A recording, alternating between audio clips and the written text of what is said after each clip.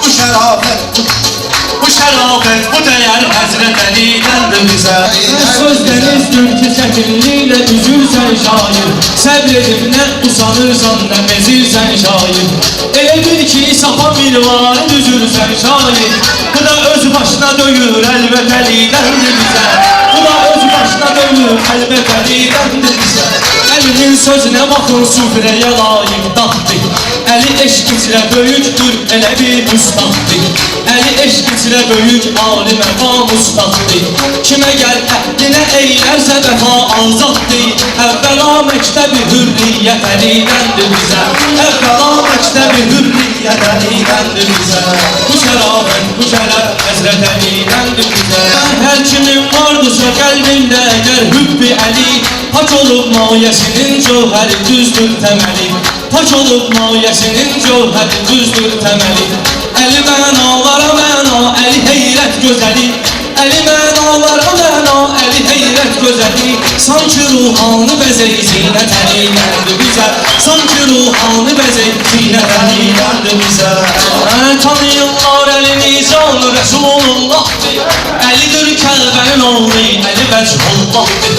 Əlidir Kəlbənin oğlu, Əli Vəchullahdır. Əli nurani güneşdir, Əli Şəmsullahdır.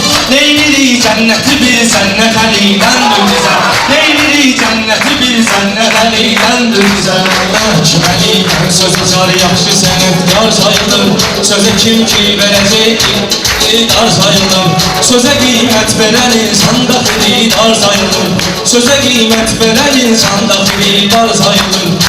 Əlidir şiir xuda Heydər kərrar sayılır. Kişili məktəbidir cürət Əlidəndir bizə. Kişili məktəbidir cürət Əlidəndir bizə. Yarənin üstünə bir yarə vuran yar yəni. Yarənin üstünə bir yarə vuran yar yəni. Əli kimdir şərəfi Əhməd-i Muxtar yəni. Biz onun şiyyəsiyik, şiyyə tərəfdar yəni. Həm Muhammed gətirən sünnət Əlidəndir bizə.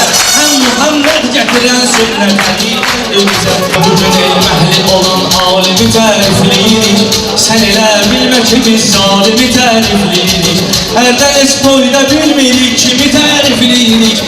Şükür Allah'a bugün qismət Əlidəndir bizə. Şükür Allah'a bugün qismət Əlidəndir bizə. Qəm əhli çəkər, qəm nədir dərk etmirdim. Öncə cənnət və cəhənnəm nədir dərk etmirdim. Səbəbi xilqəti aləm nədir dərk etmirdim. Sonra bildim səbəbi xilqət Əlidəndir bizə.